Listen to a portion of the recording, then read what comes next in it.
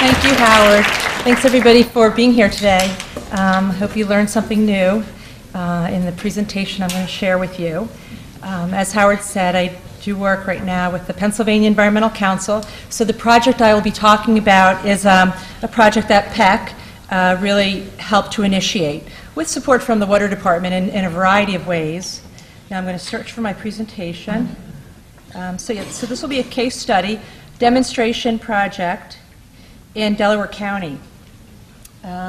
Pennsylvania Environmental Council was successful in getting some coastal zone money several years back, where we did some concept development, some stormwater management retrofit concepts in some of the watersheds around the region. Yeah, make it larger. And one of the projects that we, Borton Lawson and Cahill and Associates, did the concept development for a variety of sites. This is one of the sites that we got some funding for, and the municipality really took an active role in trying to get it implemented. So we were successful in getting some funding to implement the project. And Rutledge Borough, as I said, is in Delaware County. This particular site, the Rutledge Borough, is in the Darby Creek watershed. So water in this area flows into Stony Creek and then further down into the Darby Creek. The site that we worked on here, that we did some concept development on, is a 2.5 acre site. And you can see the different activities that go on at the park, Triangle Park, include a basketball. They had a basketball court there that we have since resurfaced. They have a ball field, so your typical ball field with dirt and grass. And then at the peak of the park, at the tip of the top of the triangle, which is actually sort of behind this sign, there's a playground. So there's a variety of uses, activities go on at this particular park. Not too big. The borough is generally a residential community. It's very small. Houses single-family homes, quarter-acre lots, small streets, just below Swarthmore Borough, and not too far from Springfield Township. So the goals of the project at this particular site included reducing the volume of stormwater, as with so many of our projects, really the main goal of our projects, to reduce the volume of stormwater hitting the creeks, and managing the small storms. So when we looked at trying to develop some retrofitting existing urban areas, we really have to recognize, as Susan McDaniels reminds me all the time, really the best we can expect most times is to just manage the small storm. So while we want to be as aggressive as possible, capturing as much volume as possible, we recognize that we really have to, we have some limitations. So we looked at managing the small storm. We wanted to try to improve the water quality, so the water discharging into Stony Creek would be of better quality.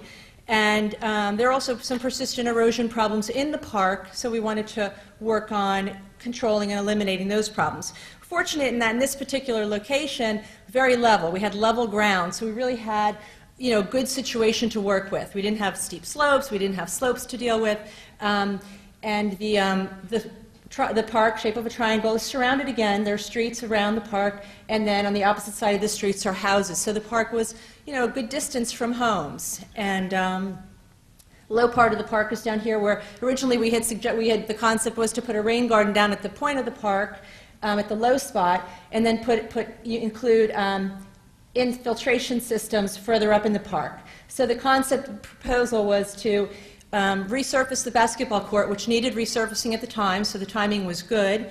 So the proposal was to resurface the basketball court with porous asphalt, install a subsurface infiltration system under the field, which was the original proposal.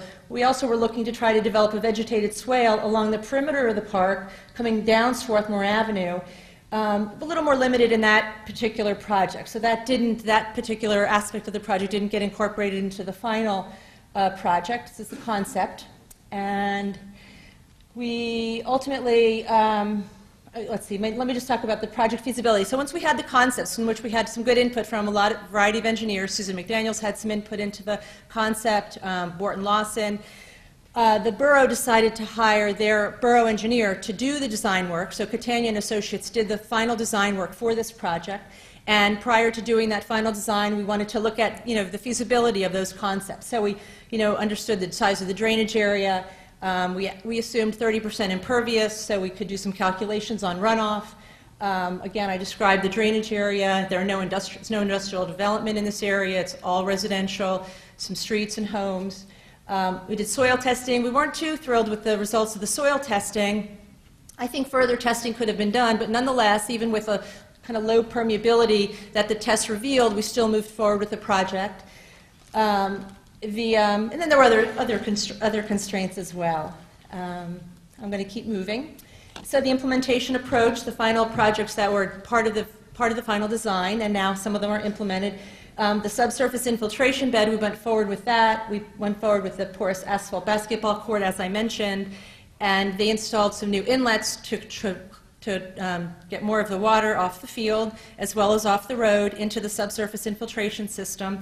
And phase 2 will include some rain gardens. So we really wanted to, again, this project to demonstrate to the residents as well as the community better ways to manage stormwater. So I was really anxious to get some stormwater management practice on the ground. So that's why we really kept the rain gardens in the project, even though we were a little bit tight with space. We wanted to, demonstrate to the residents how we can take surface water runoff directed into rain gardens and manage some of our water that way. You'll see how the final design worked out. We didn't accomplish all of that, but rain gardens did remain as part of the project. So here you have the design drawing for the basketball court in the infiltration bed. Porous asphalt basketball court has subsurface stone to take the water off the court and store it temporarily. The court is actually surrounded by the infiltration trench. So this design is a little bit different than I think what I would have gotten or we would have gotten had Susan McDaniels or Michelle Adams been doing the design. Catania developed this infiltration bed as a deep trench essentially around the perimeter of the court. So it's a 6-foot wide trench and a 3-foot deep trench. So really, one of the goals with this infiltration is to try to spread the water out. And this doesn't do that as well as I would have liked, but I think, we see good success with it, and it seemed to meet, the needs.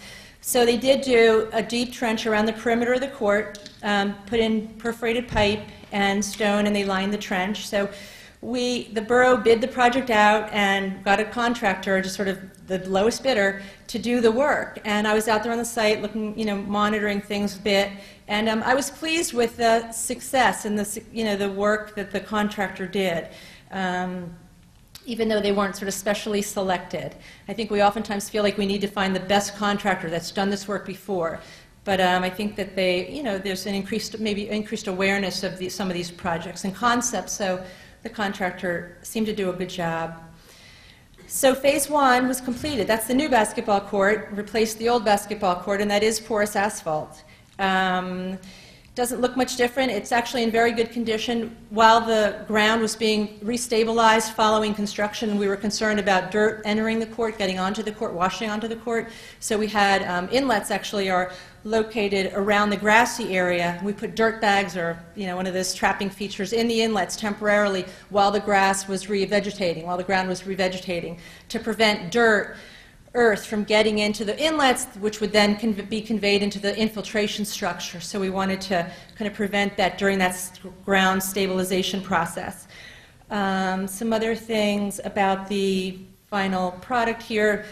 So again, this is phase 1. The basketball court is actually located upgrade of the area where the rain gardens were proposed and are planned to be installed.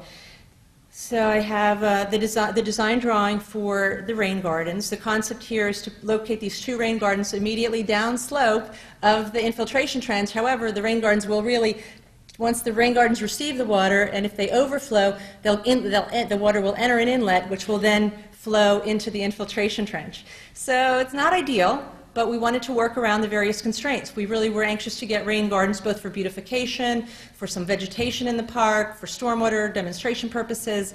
So we still have the rain garden as a part of the project, and we're hoping to install the rain gardens.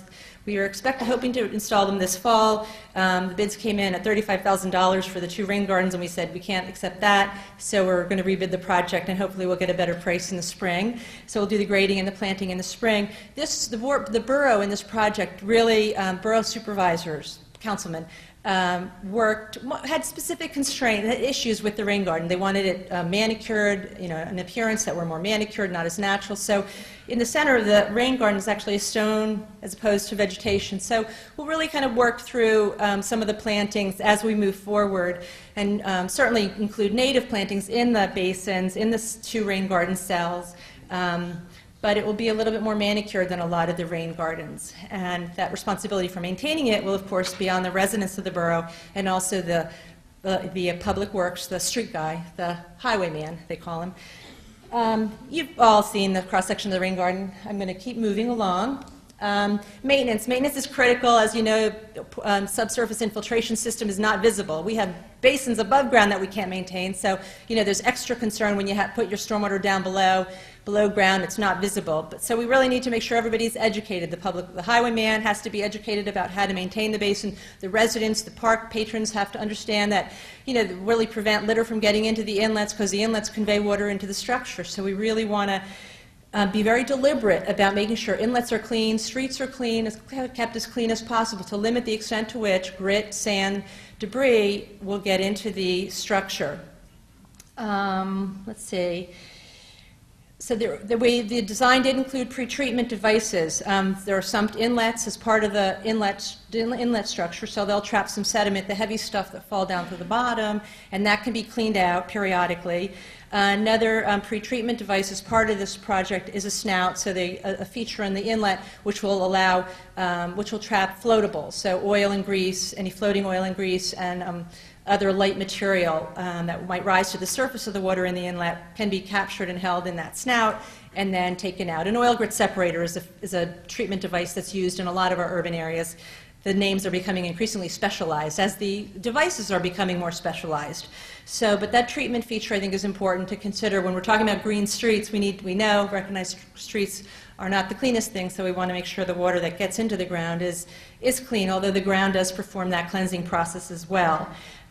Education. I'm going to keep moving because I'm looking at the clock here. Benefits. We were successful in designing a system that really managed the first half-inch of rain, so I felt good about that, and we're confident that it will capture more than that. But we're confident it will manage most of our storms are small, and it will capture the stormwater from those small storms. We'll get some quality improvement when the stormwater runs through the gardens. Get some quality improvement when the stormwater flows through the ground on the way to the creek. We'll get better base flow in Stony Creek as this water is delayed in entering the creek. So we have, the benefits are significant, both in terms of quality and volume. Keep moving here. Costs. Everybody wants to know about costs. I said $35,000 was the bid for the rain garden, and our budget's $20,000. So we're working on getting an estimate, cost in on more along those lines. The construction for phase 1 of the project, about $75,000. Now the design work was probably about $10,000, and again they used their borough engineer. So $85,000, and then our concept design was funded out of the grant. So that was pretty good cost there. So that's the cost. That's how the costs look, and you think it's significant. I actually haven't compared it to what the cost would have been just to resurface the park and resurface the basketball court, but obviously it's significantly different to install this system. So I haven't done a cost benefit, but again, we have confidence and are encouraged that this project was able to go forward in a borough that really has no staff, very little staff. So appreciate the folks that have helped along the way in terms of the design and the funding. Delaware County Revitalization grant was one of the sources of funding. DEP, through Growing Greener grant, is supporting this project. And so it really has been a collaborative effort, and we appreciate the folks who've supported it and participated in it along the way. And at some point in the future, once the rain garden's installed, we'll probably do a tour, so some of you might be notified about coming out to the site and taking a look at it. I think I'll stop there.